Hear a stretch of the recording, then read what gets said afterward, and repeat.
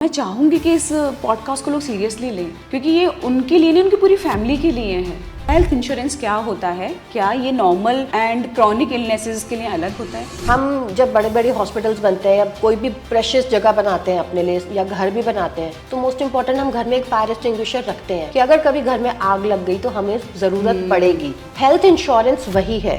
I mean, किसी को already कोई प्री एग्जिस्टिंग प्रॉब्लम है, बीमारी है, तो उस टाइम हेल्थ इंश्योरेंस लिया जा सकता है? हेल्थ इंश्योरेंस लिया जा सकता है, but I would surely recommend कि जो भी बीमारी है, जो भी मेडिसिन आप लेते हैं, वो पॉलिसी में क्लियरली मेंशन कीजिए। ये बड़ा कंफ्यूजन है कि किसका लें, क्योंकि इतनी सारी कंपनीज हैं, तो क्या क्या क्राइटेरियाज होते हैं कि अगर आप हेल्थ इंश्योरेंस लेने चाहते हो तो आपको क्या क्या देखना है? So I again repeated, health insurance लेने के लिए सबसे पहला बहुत जरूरी पॉइंट आपकी एज। Sooner the better. जितनी जल्दी हेल्थ इंश्योरेंस लेंगे उतना बहुत अच्छा रहता है। इसीलिए यही रीजन है कि इंडिया में हेल्थ इंश्योरेंस बहुत इग्नोर्ड है। अब बाहर की कंट्रीज में देखिए, each and every person insurance में कवर्ड होता है और हर एक बीमारी के लिए होता है। हमारे साइकोलॉजी है कि हमें लगता है कि हम अपने पैसे कॉफी कैफे में जाके 500,000 रुपए खर्च कर देंगे, बट अगर आप यही बोले ना कि इन्वेस्टमेंट करके रखिए अपने लिए, तो वो उनको लगता है इन्वेस्टमेंट क्या करनी है, इन्वेस्टमेंट की क्या जरूरत है।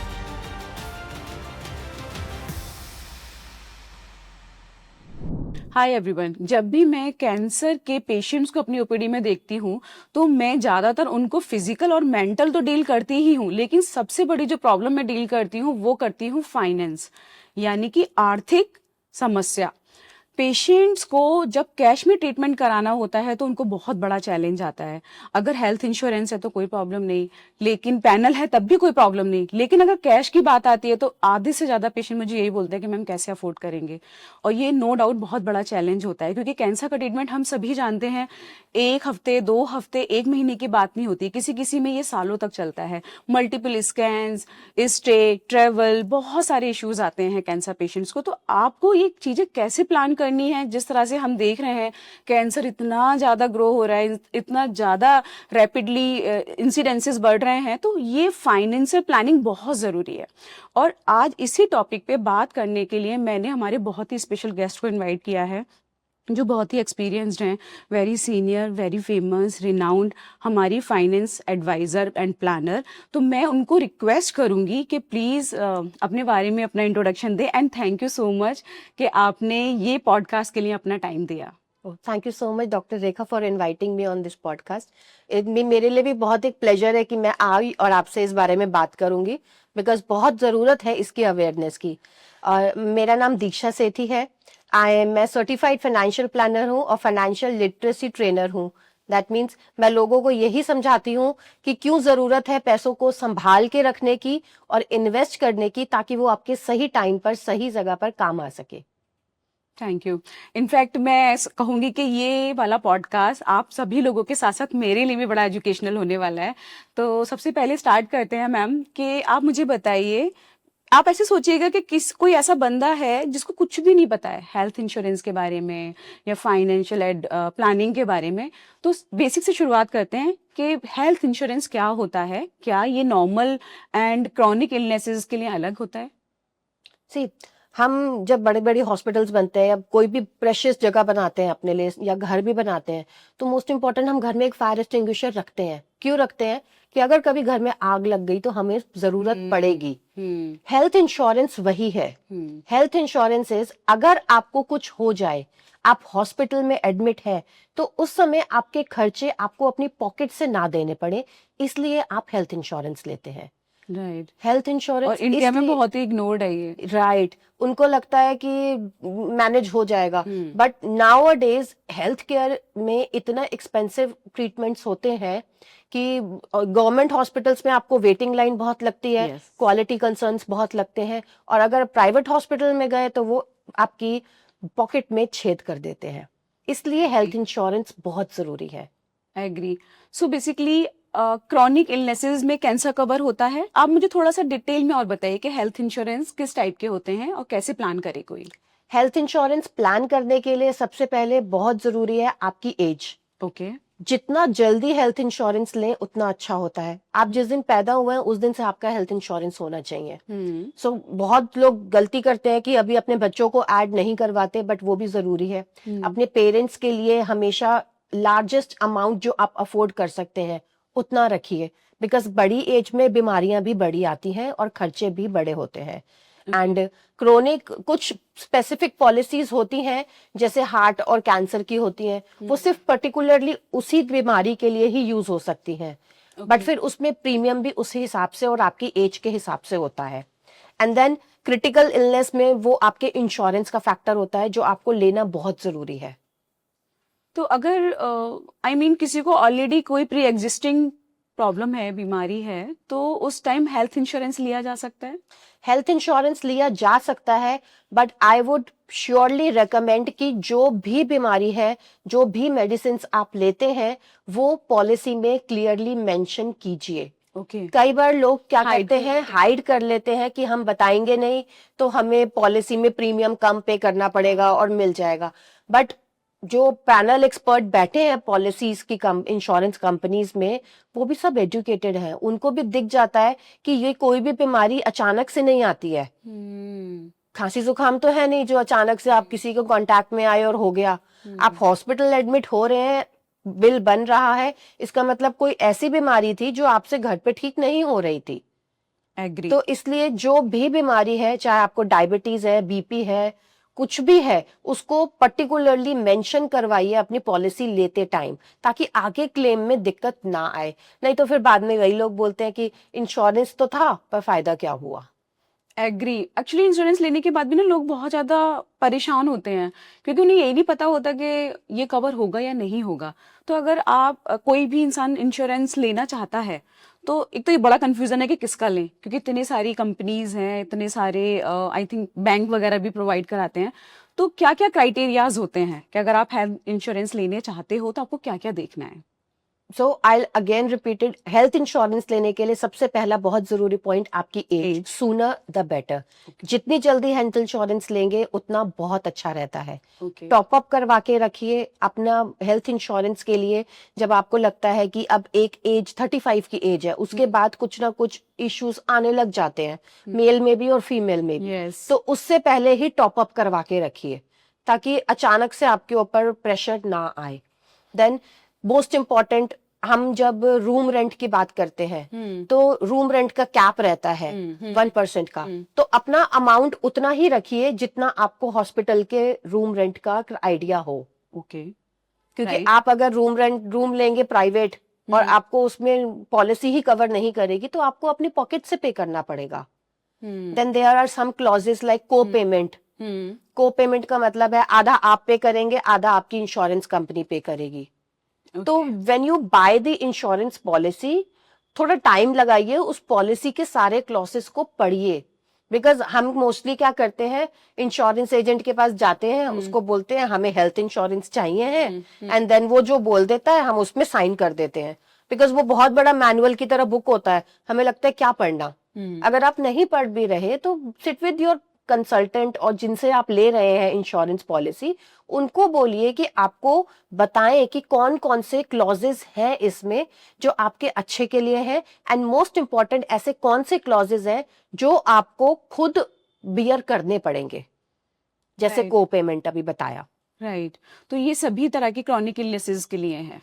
क्रॉनिक इलनेस के लिए आप अलग इंश्योरेंस भी अलग हेल्थ क्लेम भी ले सकते हैं। एंड आप टर्म इंश्योरेंस लेते हैं या लाइफ इंश्योरेंस लेते हैं तो वो आपके क्रिटिकल इलनेस में बहुत काम आता है। राइट।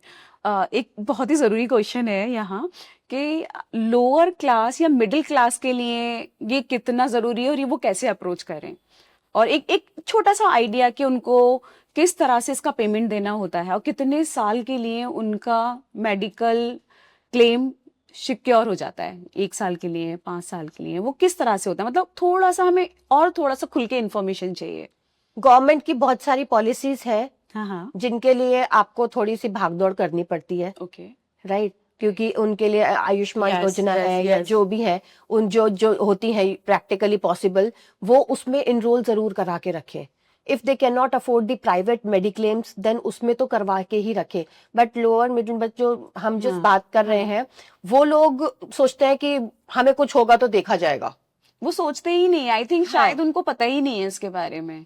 बट फिर जब उनको होता है देन दे फेल अपार्ट, फिर उनको लगता है कि अब हम क्या करें, अब हम यहाँ से लाए पैसे या वहां से लाए, बिकॉज बीमारी में हम किसी को भी अपने को ये नहीं बोलते कि हम इलाज नहीं करवाएंगे, इलाज तो हम करवाते ही हैं, Agree, राइट। तो agree. फिर उस समय वो इधर से उधार लेंगे, उधर से उधार लेंगे, और फिर अपनी लाइफ में ही आगे प्रॉब्लम्स लेके आएंगे। सो प्रैक्टिकली गवर्नमेंट पॉलिसीज जो होती हैं उनके लिए जरूर इनरोल करें, बिकॉज वो पॉकेट फ्रेंडली होती हैं उनके लिए, and because health insurance private companies के थोड़े से एक्सपेंसिव हो जाएंगे उनके लिए, but if they can afford it's a miracle for them, do apply for that.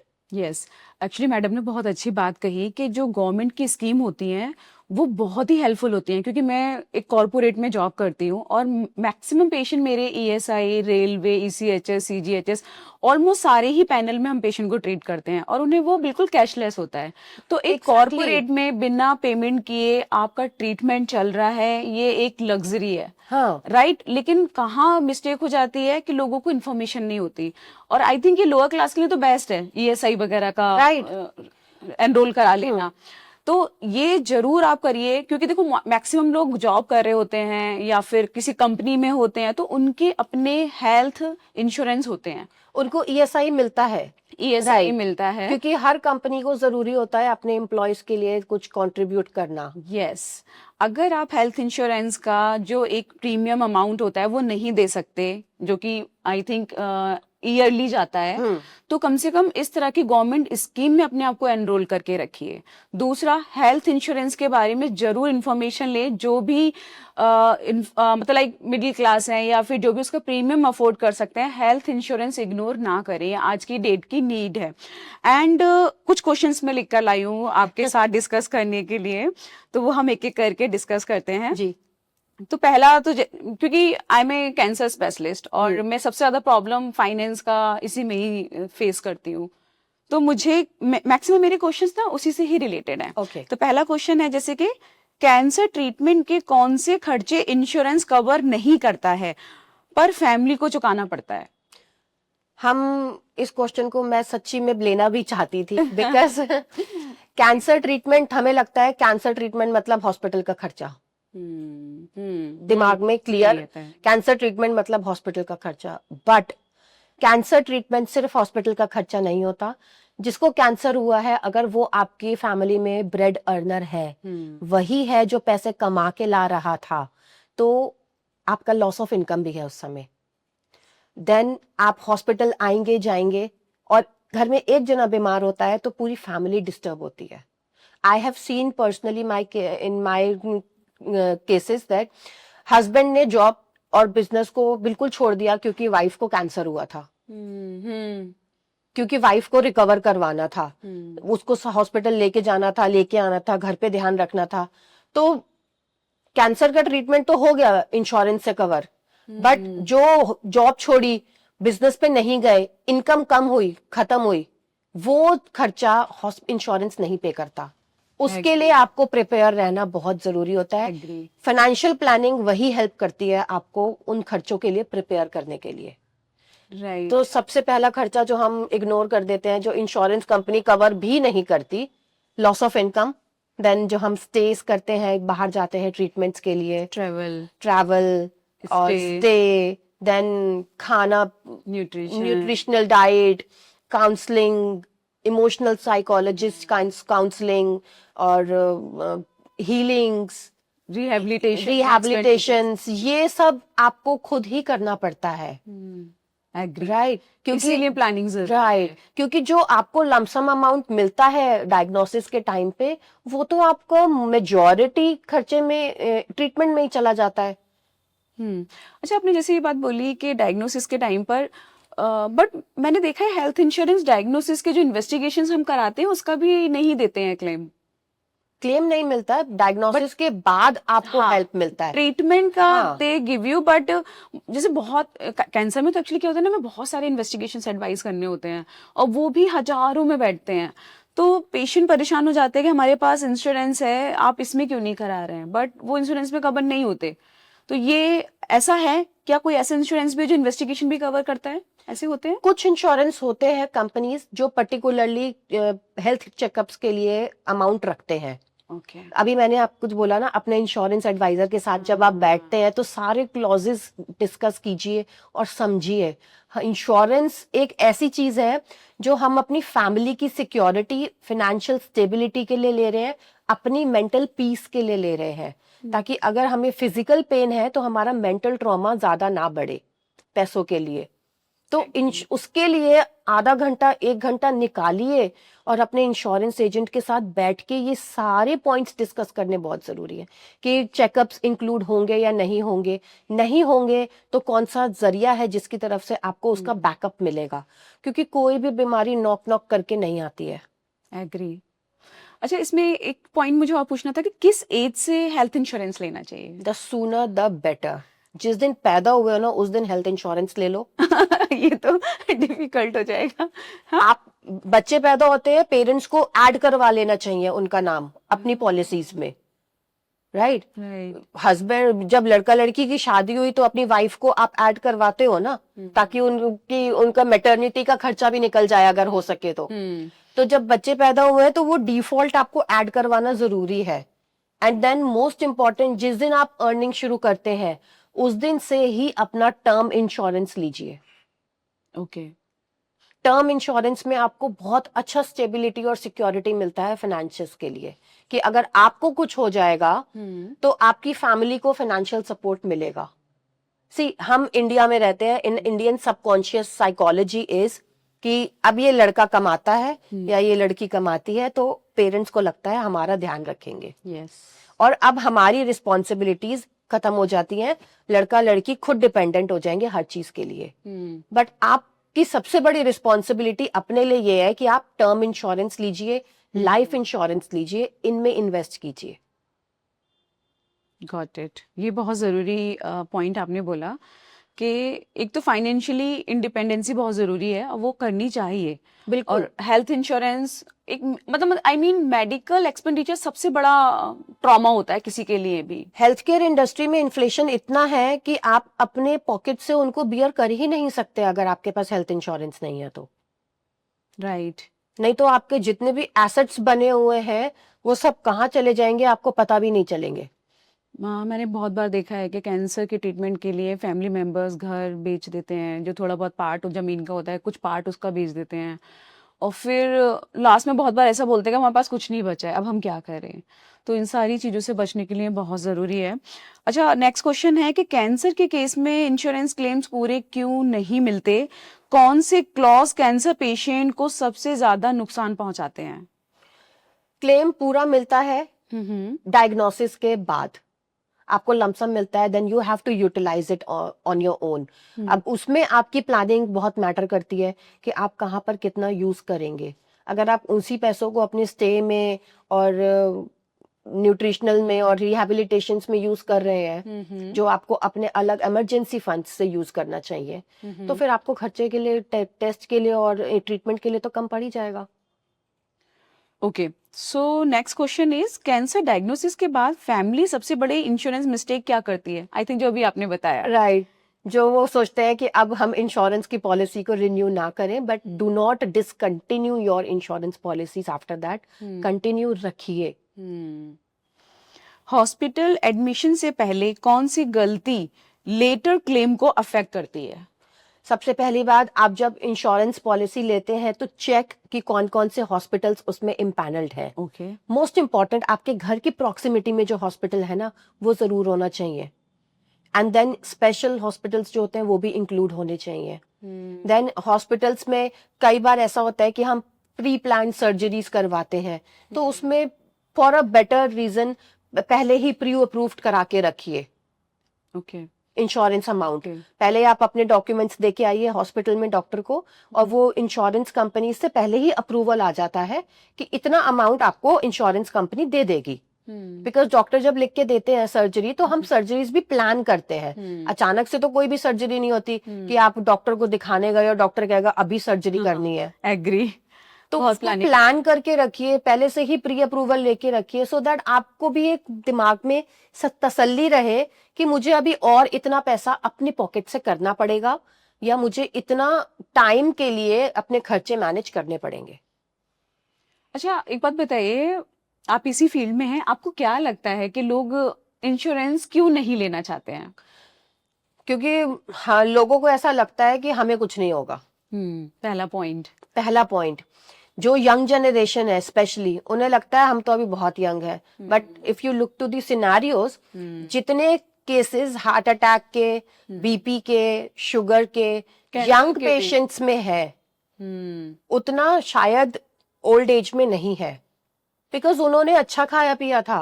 Actually आप बिल्कुल सही कह रहे हो। मैं भी ना अभी लास्ट फ्यू इयर्स से एक ट्रेंड नोटिस कर रही हूँ कैंसर में, कि 25 से 40 के बीच के, और इनफैक्ट 35 के बीच के लोग बहुत आ रहे हैं कैंसर को लेके। हेड एंड नेक कैंसर, मुंह का कैंसर, 32 साल, 30 साल, और मतलब 24 ईयर्स में ब्रेस्ट कैंसर, अनमैरिड लड़कियों में ब्रेस्ट कैंसर। तो ये तो मैं नोटिस कर रही हूँ, और आपने बिल्कुल सही कहा कि ट्रेंड बहुत चेंज हो रहा है, उसके लिए हमें प्रिपेयर बिकॉज रहना हमारा लाइफस्टाइल अब बहुत डिटेरॉइट हो गया है, बहुत ही खराब हो गया है। हम अपने फिजिकल फिटनेस पे ध्यान नहीं देते हैं, खाना पीना अडल्ट्रेटेड है, पॉल्यूशन इतना है कि ब्रीथिंग इश्यूज हर किसी को है। तो बहुत जरूरी है एक तो अपना फिजिकल हेल्थ का ध्यान रखना, कुछ वो आपके अपने साइड से है कि आप उसको जिम में जाके करें, योगा में जाके करें, मेडिटेशन में जाके करें, but do not miss these lifestyle changes which is impacting your life.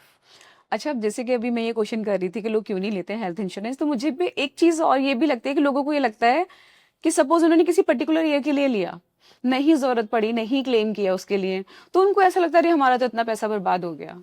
I look think at so. The other way round ना, अगर उस साल में कुछ हो जाता तो आपको अपनी पॉकेट से कितने पैसे देने पड़ते। आप अगर एक बार हॉस्पिटल में एडमिट हो गए किसी भी बीमारी के लिए, लेट्स से आपको बुखार ही बिगड़ गया, तो आपको 2-3 लाख का बिल आराम से बन जाता है।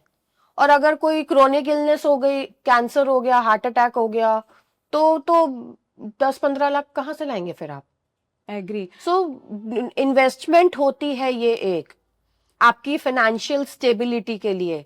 इंश्योरेंस कभी भी एक वो एसेट नहीं होता है, वो एक तब वो एसेट है जो आपके बुरे टाइम में काम आएगा और आपके मरने के बाद आपकी फैमिली के लिए काम आएगा। एग्री। हम एक्चुअली मैं इसलिए बोल रही हूँ ना, बहुत सारे पेशेंट ऐसे आते हैं, हमने कुछ चेकअप कराया, बाई चांस वो सब कुछ नॉर्मल निकलता है, उन्हें लगता है लो इतने की तो आपने चेकअप करा दिया, कुछ भी नहीं निकला। तो हमें लगता है यार ये आपको खुश होना चाहिए कि कुछ नहीं निकला। ये माइंडसेट है बहुत ज्यादा है, और ये इसीलिए यही रीजन है कि इंडिया में हेल्थ इंश्योरेंस बहुत इग्नोर्ड है। अब बाहर की कंट्रीज में देखिए, each and every person insurance में कवर्ड होता है, बिल्कुल होता है, और हर एक बीमारी के लिए होता है, हर एक बीमारी के लिए। राइट। एंड इंडिया नहीं, इट्स नॉट इंडिया, ये हमारे साइकोलॉजी है कि हमें लगता है कि हम अपने पैसे कॉफी में कैफे में जाके 500-1000 रुपए खर्च कर देंगे, हफ्ते में 2 बार, महीने में 6 बार। बट अगर आप यही बोले ना कि इन्वेस्टमेंट करके रखिए अपने लिए, तो वो उनको लगता है इन्वेस्टमेंट क्या करनी है, इन्वेस्टमेंट की क्या जरूरत है। बिकॉज इंडिया में फाइनेंशियल लिटरेसी है ही नहीं। जो हमें स्कूल्स में पढ़ाना जाना चाहिए वो हमें पढ़ाते ही नहीं है। Young cancer patient insurance planning में क्या गलती करते हैं? अगर पेशेंट सोलो अर्नर है तो इंश्योरेंस प्लानिंग का अप्रोच कैसे बदलना चाहिए? अगर सोलो अर्नर है तो सबसे पहले उनको टर्म इंश्योरेंस लेना बहुत जरूरी है, कि अगर आपको कुछ हुआ तो आपकी फैमिली के पीछे कौन देखेगा। क्योंकि टर्म इंश्योरेंस आपके लिए बहुत मैटर करता है अगर आपको कुछ हो जाता है तो। एंड टर्म इंश्योरेंस के लिए भी there are something points which you need to take care, कि आप पूरा बहुत लंबे समय तक के लिए इन टर्म इंश्योरेंस ना लीजिए, प्रीमियम मत पे कीजिए। जब तक आपको लगता है कि आपके ऊपर लाइबिलिटीज है तब तक टर्म इंश्योरेंस होना बहुत जरूरी है। लाइक लेट्स आई से मेरे पास 60 के बाद लाइबिलिटीज नहीं रहेंगी, कि मेरे बच्चे सेटल हो जाएंगे, मैं हेल्थ के लिए मेरे पास हेल्थ इंश्योरेंस होगा, तो मैं अपना टर्म इंश्योरेंस डिसकंटिन्यू कर सकती हूँ। तो अब मुझे लगेगा कि मेरे मरने के बाद मेरे बच्चों को पैसे मिले या ना मिले मुझे फर्क नहीं पड़ता, क्योंकि वो सेटल हो चुके हैं और मेरा बीमारी का खर्चा हेल्थ इंश्योरेंस से हो रहा है। तो आप अपना टर्म इंश्योरेंस तब तक ही लीजिए, बट टर्म इंश्योरेंस जरूर लीजिए अगर आप ओनली ब्रेड अर्नर हैं अपनी फैमिली के लिए। एंड यंग एज में below 35 is the maximum age जहां तक टर्म इंश्योरेंस हो जाना चाहिए। हम ये बहुत बहुत इग्नोर करते हैं। हेल्थ इंश्योरेंस हमेशा लेके रखिए एंड मैक्सिमम अमाउंट जितना आप पे कर सकते हैं प्रीमियम का उतने का लीजिए, क्योंकि यंग एज में बीमारियां नहीं होती हैं तो प्रीमियम वैसे ही कम हो जाता है। अगर आपकी एक बीमारी भी आप डिस्क्लोज कर देते हैं इंश्योरेंस में तो आपका प्रीमियम इम्पैक्ट करता है। ओके, नेक्स्ट क्वेश्चन मेरा उसी से ही रिलेटेड था। कैंसर डायग्नोसिस के बाद फैमिली सबसे बड़ी इंश्योरेंस मिस्टेक क्या करती है? कैंसर डायग्नोसिस के बाद तो आपको इंश्योरेंस में मिलेगा ही नहीं। ओके, क्योंकि कोई भी कंपनी क्यों कहेगी कि हम आपको अब खर्चा देंगे। अभी आपने बोला ना कि लोग सोचते हैं कि हम क्यों इन्वेस्ट करें, यही रीजन है कि इन्वेस्ट करना जरूरी है। कि अगर आप इन्वेस्ट नहीं करके रखेंगे तो जब आग लगती है तब पानी के लिए भागते हैं। पहले ही फायर एक्सटिंग्विशर रखिए ना आसपास, अगर आपको लगता है आग का खतरा है तो। और बीमारी का खतरा तो सबको है, आपको भी है और मुझे भी है और सबको है। तो हम भी अगर हेल्थ इंश्योरेंस नहीं लेके रखेंगे, लाइफ इंश्योरेंस, टर्म इंश्योरेंस नहीं लेके रखेंगे, तो ये तो वही है ना कि हमें पता है आगे खाई है लेकिन हम चलते जा रहे हैं, क्योंकि हम नहीं गिरेंगे। एक्चुअली मुझे लगता है ना लोगों का ये वाला माइंडसेट भी है कि इस तरह की चीजों के बारे में अगर आप प्लानिंग कर रहे हो तो कहीं ना कहीं यू अट्रैक्ट देम, ऐसा कुछ है क्या? आपको ऐसा लगता है?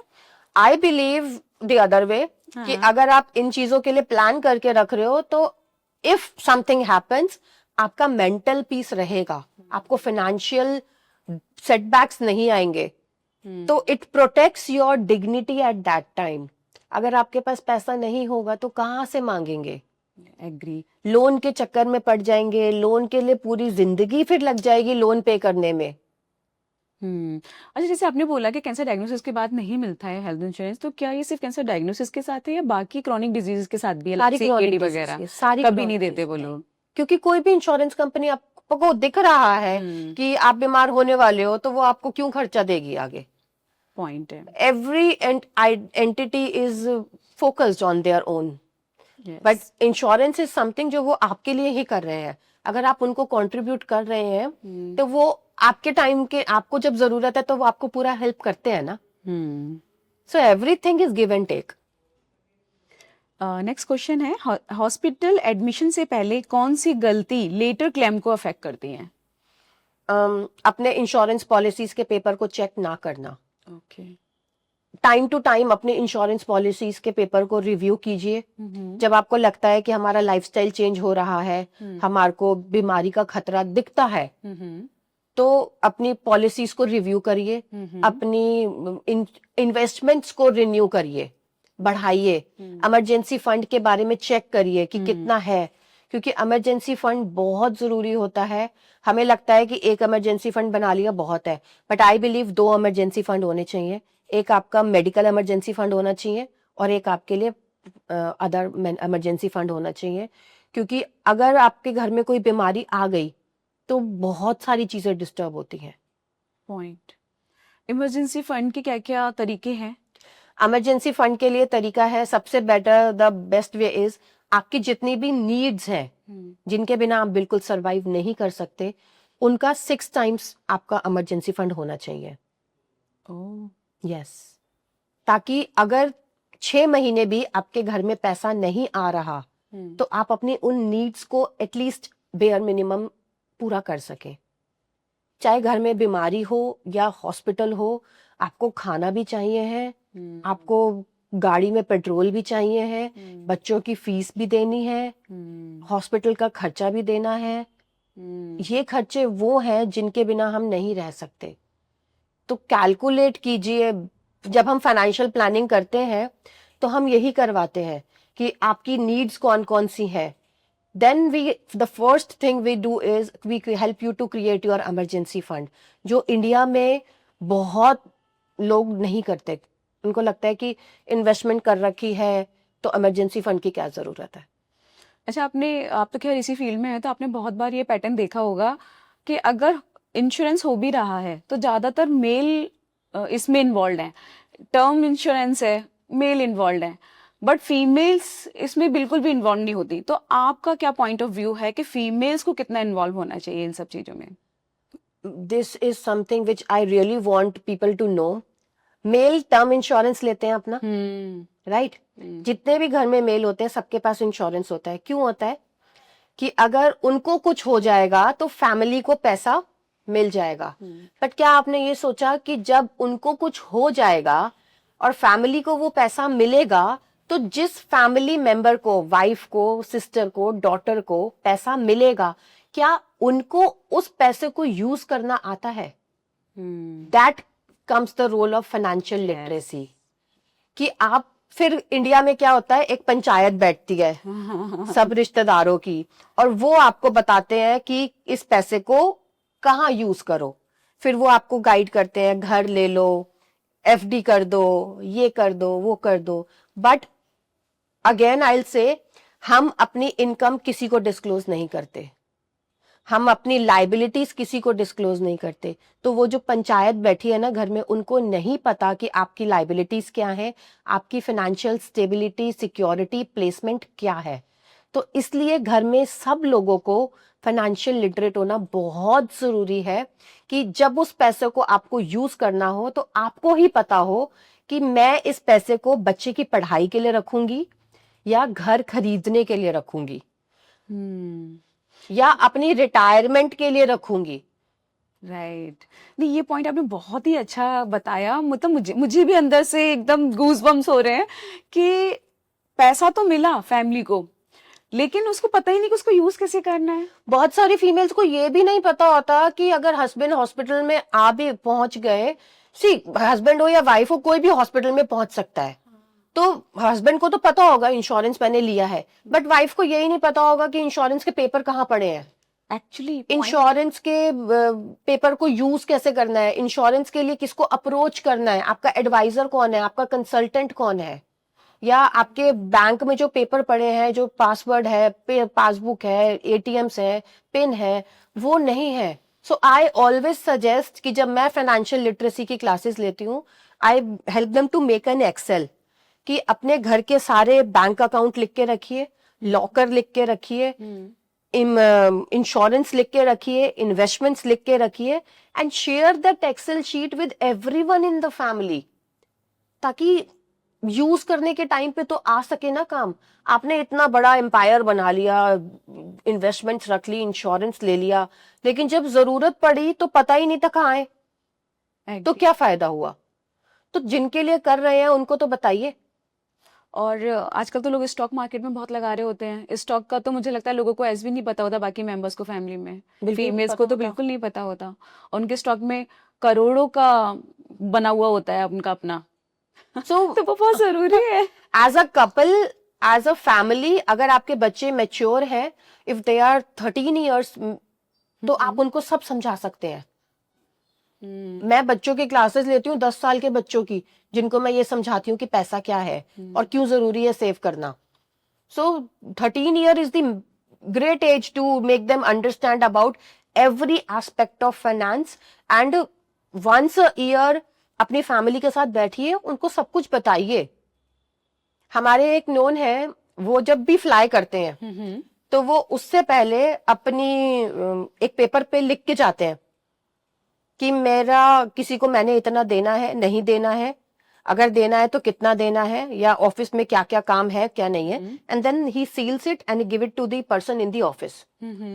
So I generally ask him क्यों, बोले कुछ भरोसा नहीं है, तो मेरे पीछे सब सही रहना चाहिए, और अगर मैं वापस आ गया तो मैं खुद ही ले लेता हूँ और नहीं आया तो कम से कम चीजें तो सॉर्टेड रहेंगी। हाँ। सो यही आपको अपनी फैमिली के साथ करने की जरूरत है। उनको बिठाइए, उनको समझाइए और उनको एजुकेट कीजिए कि ये हम अपनी इमरजेंसी के लिए प्लान कर चुके हैं। आप अपनी फैमिली के लिए ही प्लान करते हैं, तो उनको बता के रखिए ताकि वो उस इमरजेंसी के टाइम उसको यूज कर सके।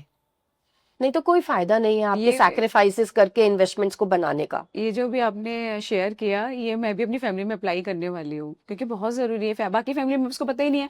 हम जा रहे हैं सब लोग ट्रेवल करने, अब भाई कुछ भी हो सकता है, life is very unpredictable, right. तो आपके पीछे जो लोग हैं उन्हें पता तो हो, आपने जितना उनकी सेफ्टी के लिए चीजें करी हुई, उन्हें इन्फॉर्मेशन ही नहीं है, आपके साथ ही चला गया सब कुछ। बिल्कुल। एंड मोस्ट इम्पॉर्टेंट, हम जो इग्नोर करते हैं फाइनेंशियल प्लानिंग के एस्पेक्ट से कहूंगी, हम अपनी विल नहीं बनाते। नहीं बनाते हैं। विल बनाना बहुत जरूरी है। बिल पता भी नहीं होगा लोगों को क्या होती है। और सबके पास एसेट्स होते हैं। जो 1 साल 1 दिन का बच्चा होता है ना, उसके पास भी एसेट होता है। आप बताइए, वो पैदा होते ही उसके नाम पे पैसा आया नहीं आया घर में? एक्चुअल मालिक तो वही है ना उस पैसे का। राइट। तो हम अपनी विल बना के नहीं रखते। एंड विल में भी बहुत सारी विल्स के टाइप होते हैं। एक विल होती है लिविंग विल। दैट मीन्स अगर आप उसको, मैं बीमार हूं और मैं वेंटिलेटर पे हूं, तो I can write a will कि मुझे वेंटिलेटर पे 3 दिन ही रखना, उसके बाद मत रखना, ताकि मेरी बच्चों के ऊपर रिस्पॉन्सिबिलिटी ना आए मुझे कंटिन्यू रखने की और फाइनेंशियल कंस्ट्रेंट लेने की। अगर मैं वेंटिलेटर पे चली गई और मुझे आपको दिख रहा है कि पेशेंट नहीं होगा या एज फैक्टर है या बीमारी है, तो आप बोल सकते हैं कि इनकी मर्जी थी, आप वेंटिलेटर हटा दो। हाँ, ये बहुत सारे पेशेंट करके जाते हैं, मैंने देखा हाँ। है। जब मैं जाती हूँ ना आईसीयू में राउंड पर, तो उनकी फाइल में लिखा हुआ होता है हाँ। कि पेशेंट ने ये लिख के दिया है हाँ, कंसेंट। ये विल का पार्ट होता है। तो आपको विल बनानी बहुत जरूरी है। हम बहुत सारी चीजों को इग्नोर करते हैं फाइनेंस के पॉइंट ऑफ व्यू से, और वो बहुत जरूरी है आपकी फैमिली के लिए, फाइनेंशियल सेटबैक्स ना हो इसलिए भी। मैंने जिस दिन फाइनेंशियल प्लानिंग पढ़ी थी, मैंने उसी दिन अपने पेरेंट्स की विल बनवाई, जबकि उनको लग रहा था क्या जरूरत है, हाँ। जो भी है पता है तुम्हें किसका है। But it is really very important कि आगे आपके बच्चों में भी प्यार बना रहे और आपकी भी एक सेटिस्फैक्शन रहे कि मेरा जो भी है मैंने लिख दिया। क्या फर्क पड़ा लिखने में? जब आपको पता ही है आपको किसको देना है, तो लिख दीजिए। यही तो पावर है एजुकेशन की। यही पावर एजुकेशन की है, जो एक्चुअली में फिनेंसेस के मैटर में भी चाहिए है लोगों को। पॉइंट नहीं, आज का ना ये पॉडकास्ट बहुत ही इंसाइटफुल है। मतलब मुझे इतनी सारी चीज़ें पता चल रही हैं, और मैं चाहूँगी कि इस पॉडकास्ट को लोग सीरियसली लें, क्योंकि ये उनके लिए नहीं, उनकी पूरी फैमिली के लिए है। बहुत ही, and thank you so much. आप इतना अच्छा, मतलब एक होता है ना, लाइक अगर आप एक नॉलेजेबल बंदे से बात करते हो ना, तो आपको पता चलता है कि कितना कुछ है। ये चीज़ें बहुत ही इग्नोर्ड है। इंश्योरेंस नहीं, क्लेम नहीं, और ये जो आपने छोटी छोटी बातें बताई हैं कितनी मैटर करती हैं कि आप घर से बाहर निकल रहे हो, बिल्कुल। अपने बाकी मेंबर्स की सिक्योरिटी कैसे करके जानी है। ओके, तो अब हम नेक्स्ट क्वेश्चन लेते हैं। क्या इंश्योरेंस कभी भी पूरी फाइनेंशियल सेफ्टी गारंटी करता है? इंश्योरेंस करता है, but then again it has to be calculative. Insurance लेने के भी तरीके होते हैं। जब आप इंश्योरेंस एजेंट से बात करते हैं कि मुझे इंश्योरेंस लेना है, लेट्स से लाइफ इंश्योरेंस या टर्म इंश्योरेंस, तो आपको अमाउंट कितना लेना है कैसे डिसाइड करेंगे? ये तरीकों से डिसाइड होता है। ह्यूमन लाइफ वैल्यूएशन से होता है या नीड बेस्ड होता है। आपके लाइफ में आपके ऊपर बहुत सारी रिस्पॉन्सिबिलिटीज है, तो आप नीड बेस्ड कैलकुलेशन करवाइए कि कितना अमाउंट होना चाहिए आपकी इंश्योरेंस का। अगर आप ही अर्निंग मेंबर हैं खाली फैमिली में, तो आप कितना कंट्रीब्यूट करेंगे हर साल फैमिली में फिनेंशियली? ह्यूमन लाइफ की आपकी क्या वैल्यू है, कितने सालों तक आप कमाएंगे, कितना आपकी फाइनेंसेस हैं, उसके बेसिस पे होता है। सो जब भी इंश्योरेंस लें, बहुत जरूरी है कि अपने इंश्योरेंस एजेंट के साथ बैठ के ये क्राइटेरिया जरूर चेक करें। बिकॉज हम, majority of the people which I have seen is, insurance कितने का लिया? जितने का इंश्योरेंस एजेंट ने बोला। क्या आपने कभी इंश्योरेंस एजेंट से पूछा कि ये अमाउंट उसने कैसे डिसाइड किया? राइट। नहीं पूछा। उसने बोला 10 लाख ले लो तो 10 लाख ले लिया, 1 करोड़ ले लो तो 1 करोड़ ले लिया। पर अगर आपके ऊपर बहुत सारी रिस्पॉन्सिबिलिटीज हैं, तो 1 करोड़ कुछ भी नहीं करेगा वो उन रिस्पॉन्सिबिलिटीज के लिए। एग्री। तो अपने इंश्योरेंस एजेंट के साथ बैठ के पहले डिसाइड कीजिए कि वो जो अमाउंट डिसाइड करना है कि इंश्योरेंस कितने का होना चाहिए, वो कैसे आया। एग्री। अब अगर कंज्यूमर ही इसके लिए अवेयर नहीं होंगे, तो इंश्योरेंस वाले क्या करेंगे? Then we blame on insurance agencies and insurance advisers. मैंने देखा है मैक्सिमम टाइम ना, इंश्योरेंस लेने के बाद भी लोग ना हैप्पी नहीं होते, Right. सैड होते हैं, सैड होते हैं, कर्ज कर रहे होते हैं कि क्या फायदा हुआ, ले लिया, काम तो आ नहीं रहा है। एग्जैक्टली। हम कोई भी खाने की चीज लेते हैं तो एक्सपायरी चेक करते हैं ना, क्यों? Consumer awareness. बट इंश्योरेंस भी आपके लिए एक सर्विस है, तो उसकी भी अवेयरनेस जरूरी है ना। अब ये आपकी अवेयरनेस है कि आप उसके साथ बैठिए और डिस्कस कीजिए कि ये अमाउंट इतना क्यों और कहाँ से कैलकुलेट किया आपने। तो इंश्योरेंस लेना भी एक प्रोसेस है कि आप इंश्योरेंस एजेंट के साथ बैठिए, उसको बताइए मेरे पास ये रिस्पॉन्सिबिलिटीज हैं, मेरे ये आगे फैमिली में प्रोफेशनल और पर्सनल गोल्स हैं। Agree. So next question is, cancer treatment के बाद इंश्योरेंस और फाइनेंशियल प्लानिंग का फोकस क्या होना चाहिए? सर्वाइवर सबसे बड़ी कौन सी इंश्योरेंस मिस्टेक रिपीट कर देते हैं? सबसे बड़ी, इंश्योरेंस को रिन्यू ना करना बहुत जरूरी है, रिन्यू करके रखिए। देन अपने फाइनेंसेस को रिव्यू कीजिए। उसके बाद जब आप रिकवर हो गए हैं तो आपके उस ट्रीटमेंट के टाइम पर बहुत सारे फाइनेंशियल एसेट्स भी चले जाते हैं और बहुत सारी सेविंग्स इन्वेस्टमेंट्स टूट जाती हैं। तो जब आप रिकवर हुए हैं, रिव्यू कीजिए अपनी फाइनेंशियल हेल्थ को उस टाइम। जैसे अपनी हेल्थ को आप रिव्यू करते हैं, हर थोड़े दिन बाद चेकअप्स के लिए जाते हैं, ऐसे ही एक दिन बैठिए अपने एडवाइजर के साथ, प्लानर के साथ, और अपनी पूरी फाइनेंशियल हेल्थ को रिव्यू कीजिए कि अब हमें कहाँ से शुरू करना है दोबारा खड़े होने के लिए। क्योंकि कैंसर एक बहुत बड़ा सेटबैक लेके आता है फाइनेंसिस में भी। एग्री। और स्पेशली ट्रीटमेंट के बाद भी पेशेंट को एटलीस्ट मिनिमम 10 इयर्स के लिए फॉलोअप में रहना होता है।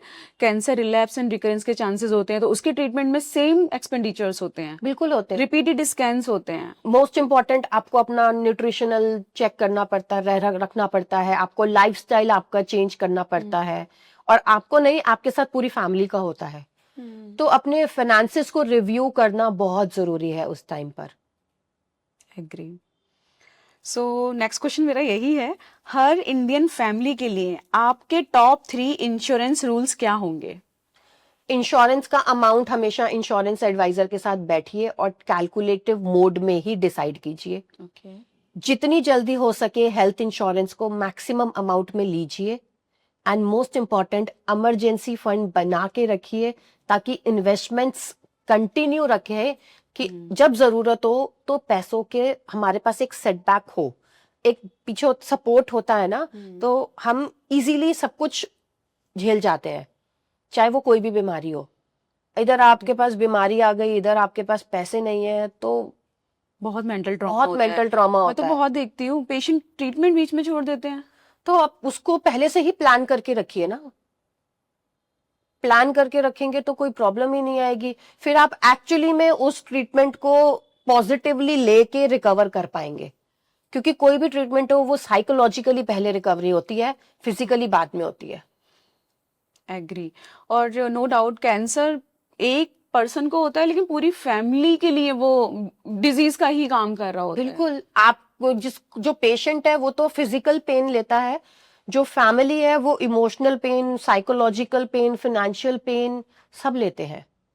सो पहले से ही फैमिली को साथ बिठाइए, प्रिपेयर कीजिए, प्लान कीजिए, एडुकेट कीजिए, ताकि जब टाइम आए तो सब एक साथ खड़े रह सके।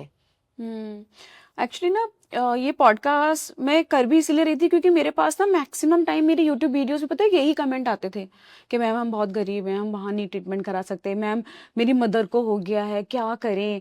तो आप इतना हेल्पलेस फील करते हो ना कि चाह के भी उनको, मतलब बहुत बार पता है क्या होता है, कैंसर सुनते ही डरना नहीं होता।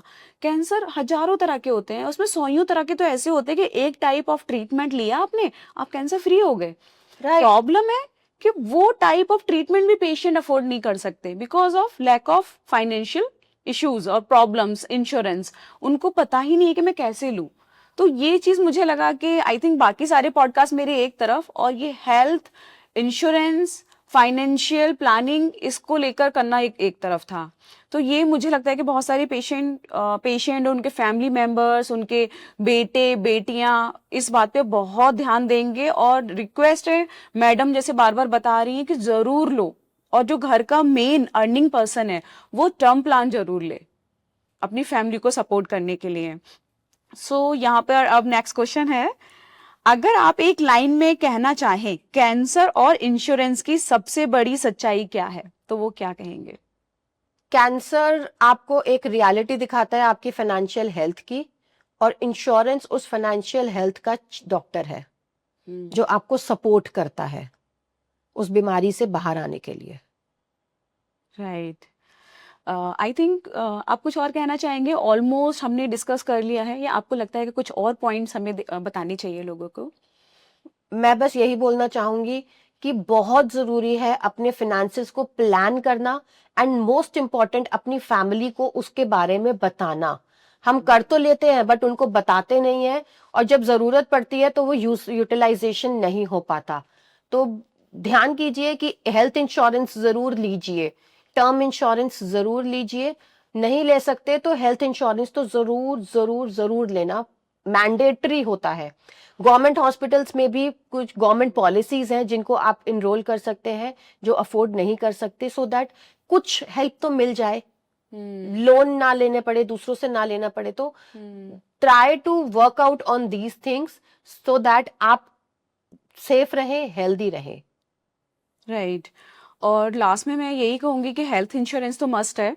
दूसरा, हमने ऑलरेडी पॉडकास्ट में डिस्कस किया था, बहुत सारे स्कीम्स होते हैं गवर्नमेंट के, वो एक्सप्लोर जरूर करें। एंड हर स्टेट का अपना एक फंड होता है। जैसे कि मैं यूपी में हूँ, गाजियाबाद में हूँ, तो हमारे यहाँ मैक्सिमम पेशेंट ना सीएम फंड के आते हैं, तो हम उनका सारा ट्रीटमेंट कैंसर का उसमें ही कर रहे होते हैं, लेकिन लोगों को पता नहीं होता। जो लोग अफोर्ड नहीं कर सकते उनको इन बारे में अवेयरनेस होनी बहुत जरूरी है कि हर स्टेट का फंड होता है। हर आप उस स्टेट के, आप जाइए तो सही, आप बोलिए तो सही। आप सोचते हैं कि हम जाएंगे, गवर्नमेंट है, क्या हेल्प नहीं करेगी। गवर्नमेंट ने प्रोविजंस बना रखे हैं, पर आप उनका यूटिलाइजेशन तो करिए। एटलीस्ट गवर्नमेंट हॉस्पिटल्स में ये फैसिलिटीज नहीं है, तो उन्होंने ऐसे फंड प्रोवाइड कराए हुए हैं कि आप उनको अप्लाई करके कॉर्पोरेट्स में ट्रीटमेंट ले सकते हैं। लेकिन उन सब के लिए सबसे ज्यादा जरूरी है अवेयरनेस। एग्जैक्टली सारा खेल अवेयरनेस का है। इंश्योरेंस भी तभी लोग लेते हैं जब अवेयर होते हैं, यस। और ये अवेयरनेस तभी आएगी जब लोग बात करेंगे इसके बारे में। जब आप पैसों के बारे में बात ही नहीं करेंगे किसी से, तो क्या होगा? जैसे मैं हमेशा फीमेल्स को बोलती हूँ कि आप जब दूसरी फीमेल्स को मिलते हो तो ये डिस्कस मत करो कि कौन सी साड़ी ली और कौन सा बैग लिया, ये डिस्कस करो कि फाइनेंशियल ग्रोथ कैसे हो सकती है। वो फीमेल्स पता है कभी सोचती नहीं है, क्योंकि वो इतनी डिपेंडेंट है ना अपने घर के मेल पर, कि उन्हें लगता है वो तो सब मैनेज कर लेंगे। वो तो मैनेज कर लेंगे, बट अगर वो नहीं है आसपास तो कौन मैनेज करेगा? सारा मुद्दा यही है आज के पॉडकास्ट का। राइट। अब मेरा भी मुद्दा यही है पेनी पाठशाला का, कि अगर आप हैं फीमेल तो आपको बहुत जरूरी है फाइनेंशियल लिटरेट होना। राइट। सो यहाँ पे मैडम मैं इनफैक्ट ये मैसेज देना चाहती हूँ सबको, कि अगर किसी को आपको अप्रोच करना हो या कंसल्ट करना हो, फाइनेंशियल प्लानिंग करनी हो, तो वो आपको कैसे अप्रोच कर सकते हैं? आप मुझे कंसल्ट कर सकते हैं मेरे नंबर पे, मैम नंबर उसमें डिस्क्रिप्शन में लिख देंगी। एंड मेरा ब्रांड है पेनी पाठशाला, जहाँ पे मैं बच्चों की और फीमेल्स की स्पेशली क्लासेस लेती हूँ, जहाँ मैं उनको फाइनेंशियल बेसिक्स एटलीस्ट बता सकूं, ताकि अगर जरूरत पड़ रही है तो वो उन बेसिक्स को समझ के अपने पैरों पे खड़े हो सके, समझ सकें कि क्या जरूरी है और कितना जरूरी है। राइट। सो हम इस पॉडकास्ट को यहीं एंड करते हैं, और हमारा मेन पर्पस यही था कि आपको फाइनेंशियली कैंसर में कैसे हेल्प हो सकती है वो पॉइंट हाईलाइट करना। और मैं चाहूँगी कि एटलीस्ट ये ज़्यादा से ज़्यादा वाकई लोगों को शेयर करें, ताकि वो अपनी फ्यूचर प्लानिंग कर सकें। और ये सोचना कि इस तरह के डिस्कशन को करना बेकार है, ये बहुत बड़ी बेवकूफ़ी है, ये मैच्योरिटी है। राइट। तो इसको ज़्यादा से ज़्यादा लोगों को शेयर करें। फाइनेंशियल प्लानिंग क्या होती है, क्यों करना ज़रूरी है, ताकि लोगों को इसके बारे में इंफॉर्मेशन मिले। एंड इन द लास्ट मैं आपको एक बार और थैंक यू बोलना चाहूँगी तहे दिल से, कि आपने छुट्टी वाले दिन, इनफैक्ट आज छुट्टी है, मैडम को रिक्वेस्ट किया मैंने, तो मैम ने आए और ये पॉडकास्ट किया। Thank you so much doctor Rekha, आपने मुझे इनवाइट किया, बिकॉज मैं एक्चुअली चाहती हूँ कि लोगों को फाइनेंशियल प्लानिंग, इन्वेस्टमेंट्स के बारे में अवेयरनेस हो। तो आपसे अच्छा जरिया मेरे लिए भी नहीं हो सकता था लोगों के पास पहुंचने का और उन्हें बताने का। Thank you so much. Thank you so much.